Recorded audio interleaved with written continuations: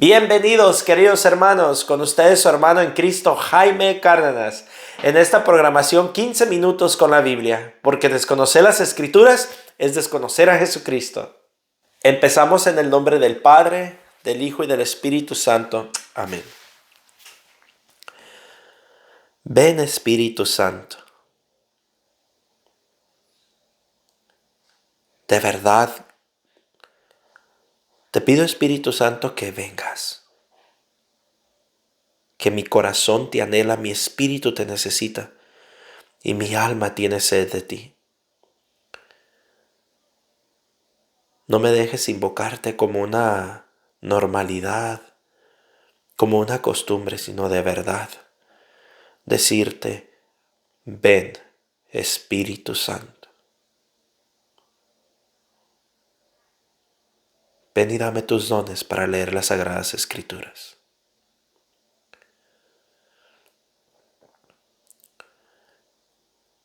A medida que leamos estas Sagradas Escrituras, tu presencia vaya descendiendo sobre nosotros. Y confiados en que nos das lo que necesitamos, te lo damos las gracias en el nombre del Padre, del Hijo y del Espíritu Santo. Amén. Pues bien, mis queridos hermanos, hoy terminamos el Evangelio de San Marcos. Vamos en el capítulo 15. Muy temprano, los jefes de los sacerdotes, los ancianos y los maestros de la ley, es decir, todo el consejo del Sanedrín, celebraron consejo. Después de atar a Jesús, lo llevaron y lo entregaron a Pilato. Pilato le preguntó: ¿Eres tú el rey de los judíos? Jesús respondió: Así es, como tú lo dices. Como los jefes de los sacerdotes acusaban a Jesús de muchas cosas, Pilato volvió a preguntarle: ¿No contestas nada? Mira de cuántas cosas te acusan. Pero Jesús ya no le respondió. De manera que Pilato no sabía qué pensar. Cada año, con ocasión de la Pascua, Pilato solía dejar en libertad a un preso, a elección del pueblo. Había uno llamado Barrabás que había sido encarcelado con otros revoltosos por haber cometido un asesinato en un motín. Cuando el pueblo subió y empezó a pedir la gracia como de costumbre, Pilato les preguntó: ¿Quieren que ponga en libertad al rey de los judíos? Pues Pilato veía que los jefes de los sacerdotes lo entregaban a Jesús por una cuestión de rivalidad. Pero los sumos sacerdotes incitaron a la gente a que pidieran en libertad a Barrabás. Pilato les dijo: ¿Qué voy a hacer con el que ustedes llaman rey de los judíos? La gente gritó: ¡Crucifícalo!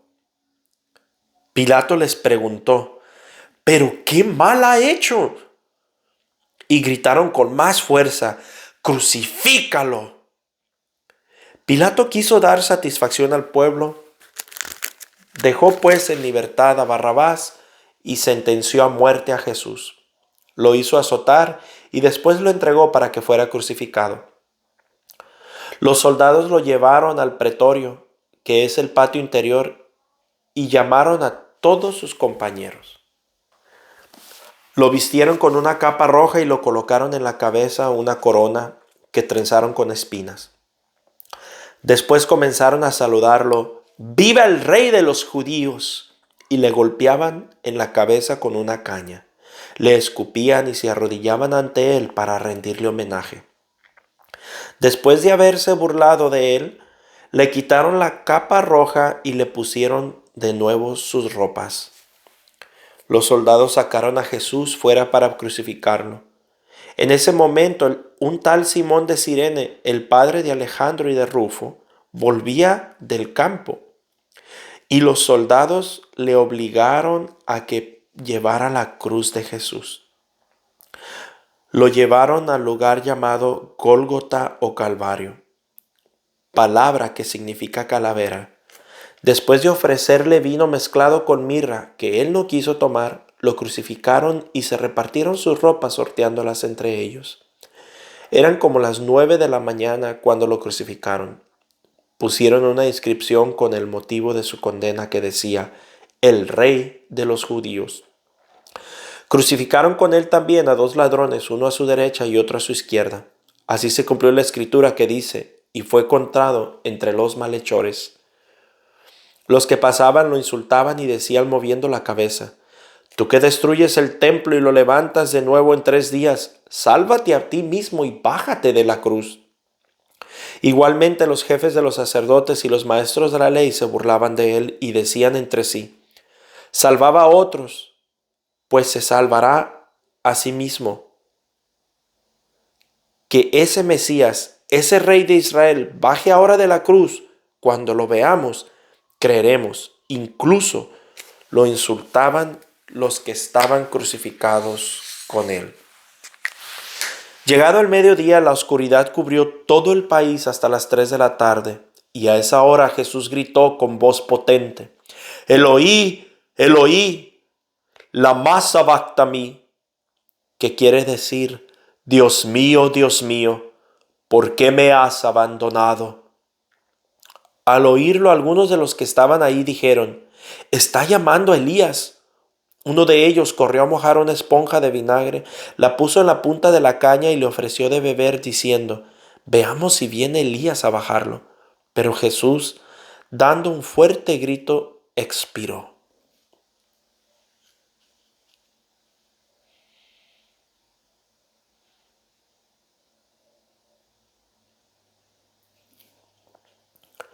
Enseguida la cortina que cerraba el santuario del templo se rasgó en 2 de arriba abajo. Al mismo tiempo el capitán romano que estaba frente a Jesús, al ver cómo había expirado, dijo: verdaderamente este era el Hijo de Dios. Había unas mujeres que miraban de lejos, entre ellas María Magdalena, María la madre de Santiago el menor y de José, y Salomé. Cuando Jesús estaba en Galilea, ellas lo seguían y lo servían. Con ellas estaban también otras que habían subido con Jesús a Jerusalén. Había caído la tarde, como era el día de la preparación, es decir, las vísperas del sábado. Intervino José de Arimatea, ese miembro respetable del Consejo Supremo, era de los que esperaban el reino de Dios, y fue directamente donde Pilato para pedirle el cuerpo de Jesús. Pilato se extrañó de que hubiera muerto tan pronto y llamó al centurión para saber si realmente era así. Después de escuchar al centurión, Pilato entregó a José el cuerpo de Jesús. José lo bajó de la cruz y lo envolvió en una sábana que había comprado. Lo colocó en un sepulcro excavado en la roca e hizo rodar una piedra grande contra la entrada de la tumba. María Magdalena y la madre de José estaban ahí observando dónde lo depositaban. San Marcos capítulo 16. Pasado el sábado, María Magdalena, María la madre de Santiago y Salomé compraron aromas para embalsamar al cuerpo, y muy temprano, el primer día de la semana, llegaron al sepulcro apenas salido el sol. Se decían unas a otras: ¿quién nos quitará la piedra de la entrada del sepulcro? Pero cuando miraron, vieron que la piedra había sido retirada a un lado, a pesar de ser una piedra muy grande. Al entrar en el sepulcro, vieron a un joven sentado al lado derecho, vestido enteramente de blanco, y se asustaron. Pero él les dijo: no se asusten. Si ustedes buscan a Jesús Nazareno, el crucificado, no está aquí, ha resucitado. Pero este es el lugar donde lo pusieron. Ahora vayan a decirle a los discípulos, y en especial a Pedro, que él se les adelanta en el camino de Galilea.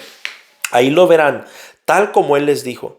Las mujeres salieron corriendo del sepulcro. Estaban asustadas y asombradas y no dijeron nada a nadie por miedo que tenían. Jesús pues resucitó en la madrugada del primer día de la semana. Se apareció primero a María Magdalena, de la que había echado 7 demonios. Ella fue a anunciárselo a los que habían sido compañeros de Jesús y que estaban tristes y lo lloraban. Pero al oírle decir que vivía y que lo habían visto, no le creyeron. Después Jesús se apareció bajo otro aspecto a dos de ellos que se dirigían a un pueblito. Volvieron a contárselo a los demás, pero tampoco les creyeron. Por último, se le apareció a los 11 discípulos mientras comía y los reprendió por su falta de fe y por su dureza para creer a los que habían visto resucitado a Jesús. Y les dijo: vayan por todo el mundo y anuncien la buena nueva a cada creación. El que crea y se bautice se salvará. El que se niegue a creer será condenado. Estas señales acompañarán a los que crean. En mi nombre echarán demonios y hablarán nuevas lenguas. Tomarán con sus manos serpientes y si beben algún veneno no les hará daño. Impondrán las manos sobre los enfermos y quedarán sanos. Después de hablarles, el Señor Jesús fue llevado al cielo y se sentó a la derecha de Dios. Ellos por su parte salieron a predicar en todos los lugares. El Señor actuaba con ellos y confirmaba el mensaje con los milagros que los acompañaban. Palabra de Dios. Te alabamos, Señor. Bueno, mis hermanos, concluimos el Evangelio de San Marcos. Mañana continuaremos a Lucas, al doctor Lucas, si no me equivoco se conoce. Pero bueno, lo prometido es deuda. ¿Recuerdan que les dije que íbamos a encontrar las mamás de los que dice, aquí lo tengo apartado, aquí en Marcos 6:3 cuando dice, pero no es más que el carpintero, el hijo de María, es un hermano de Santiago, de José, de Judas y de Simón? En la Biblia protestante o Reina Valera dice, ¿no es este el carpintero, el hijo de María, hermano de Jacobo, de José, de Judas y de Simón? Entonces, yo les prometí que les íbamos a encontrar las mamás a cada uno de ellos para comprobar de que esos no son hijos de María. Son hermanos de Jesús, pero no hijos de María. Por lo que siempre hemos explicado que en la Biblia hermano se usa para el mismo pueblo, para la misma raza, para la misma fe. Así que, y la misma familia, parientes, los mismos parientes, no necesariamente hermanos hijos de papá y mamá. Cuando son hermanos hijos de papá, dicen fulano y sutano, hijos de, o José, padre de, y ya da los nombres de quienes son padres. Pero bueno, nomás porque quería decirles que no se me ha olvidado y no lo voy a olvidar. Cuando terminemos los 4 evangelios, voy a dejar probablemente una sola video nomás para esto, si es necesario, para que veamos todos juntos los 4 evangelios y podamos ver los lugares donde dice hijos de María, donde dice hermanos de Jesús, no hijos de María, y en los lugares donde especifica quiénes son las mamás de esos hermanos de Jesús que le atribuyen a María. Así que no he terminado, pero sí lo quiero encalcar para que ustedes vean que nosotros los católicos no queremos ocultar nada, ni le sacamos la vuelta a ese tema, ni le tenemos miedo a ese tema, porque nosotros sabemos lo que creemos, y no porque nosotros seamos los grandes sabios, sino porque tenemos nuestra madre la iglesia la que nos enseña y nos ilumina las escrituras, porque ¿quién mejor que el autor de la Biblia? Y el autor de la Biblia ha sido nuestra madre la iglesia. La iglesia no escribió la palabra de Dios, pero la iglesia sí hizo la Biblia. Nomás para que entendamos, la palabra de Dios fue por los hagiógrafos sagrados, o sea, los escritores sagrados que Dios inspiró para que los escribieran, pero fue la iglesia católica fue la que, con San Damaso I, si no me equivoco ahorita rápido, la que dijo, bueno, vamos a ver, ya está habiendo muchos escritos y todos dicen ser escritos por los apóstoles y los profetas. Así que vamos a ver cuáles sí son inspirados por Dios y cuáles no. O sea que el filtro que usó la iglesia, el filtro que usó Dios y el Espíritu Santo para discernir, para decirnos cuál sí era palabra de Dios y cuál no, fue la iglesia católica. Entonces a mí se me hace hasta cierto nivel hipocresía que hay hermanos separados que digan que la iglesia católica es la gran ramera, que es la prostituta, que es la Babilonia y que el Papa es el anticristo, pero sin embargo agarran una Biblia y dicen esta es palabra de Dios, cuando esa ramera, esa prostituta, ese anticristo, esa Babilonia fue la que les dijo que era palabra de Dios. Entonces, bueno, Pero bueno, eso ya es otro tema. Lo otro que quiero poner aquí en el versículo 15, capítulo 10, dice: pues Pilato veía que los jefes de los sacerdotes lo entregaban a Jesús por una cuestión de rivalidad, pero los sumos sacerdotes incitaron a la gente a que pidiera la libertad de Barrabás, aquel que había sido un asesino.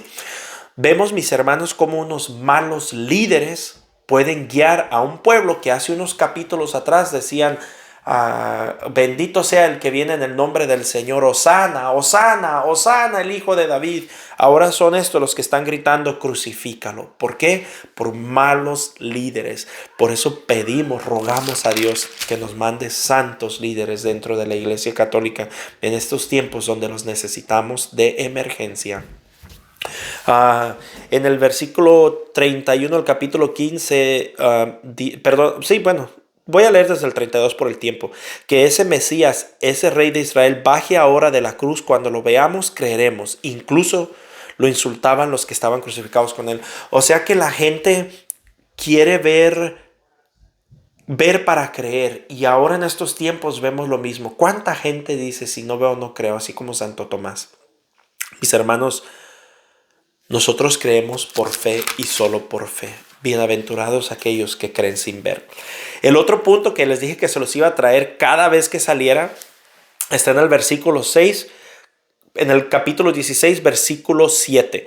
Ahora vayan a decirle a los... Bueno, voy a leer desde el 6 para que entendamos, para que se entienda. Pero él les dijo: no se asusten. Si ustedes buscan a Jesús, era el ángel el que estaba ahí. El crucificado no está ahí, no está aquí, ha resucitado, pero este es el lugar donde lo pusieron. Versículo 7. Ahora vayan a decirle a los discípulos, y en especial a Pedro. A Pedro, otra vez. ¿Por qué la Biblia siempre exalta a Pedro y los protestantes siguen negando que Pedro no fue el primer papa? Ponle tú el nombre que tú quieras. Nosotros católicos le llamamos papa. Ponle tu cabeza de los apóstoles, ponle tu líder de los apóstoles, supervisor, manejador, superintendente, anciano, lo que tú le quieras poner. Nosotros le llamamos papa. Tú pon el título que tú quieras. Pero yo pregunto, ¿por qué los protestantes le niegan esa autoridad y ese título que tenía Pedro cuando la Biblia una y otra vez lo va poniendo en primer lugar? ¿Por qué está en primer lugar Pedro? Y pregúntense, especialmente los hermanos no católicos o aquel católico que ya lo traigan confundido. Pregúntate, ¿por qué en la Biblia siempre lo ponen como primer lugar? Meditemos en eso, mis hermanos. No nos dejemos engañar por las charlatanerías de los hermanos no católicos. Y miren, algo que yo he entendido hablando con muchos de ellos, yo he tenido debates con pastores, con ovejas, y algo que he entendido es que no lo hacen por maldad, sino que hay un espíritu de mentira, un espíritu de apostasía que los posee. Les muestras con textos, con Biblia, solamente Biblia, y no lo creen. Y ya cuando no tienen ningún debate, ningún argumento, dicen: pues tú vive tu fe, yo nunca regresaré a la iglesia católica. Espérate, pero nadie te está diciendo eso. Yo te estoy mostrando en la Biblia lo que está escrito en la Biblia. Tú te dices evangélico. Pues tú vive tu fe y yo vivo la mía. A mí nadie me va a cambiar. Jesucristo es mi único Señor y Salvador. Él es el único Señor, camino y vida. Pues sí, pero nadie te está alegando eso. Pero bueno, así son ellos. Pero no lo hacen por maldad, sino porque tienen eso. Oremos por ellos. En el capítulo 16, versículo 15 dice: y les dijo: vayan por todo el mundo y anuncien la buena nueva a toda la creación. Esto incluye los protestantes también, porque son creación de Dios. Así que, mis hermanos, nosotros los católicos somos enviados a toda criatura a evangelizar, incluso aquellos que no nos quieran escuchar. Nosotros tenemos que hacer nuestra parte. Ya si la gente cree o no cree, esa ya es decisión de ellos. Nosotros hagamos nuestro trabajo. Un fuerte abrazo, mis hermanos. La paz del Señor y primero Dios. Continuaremos mañana.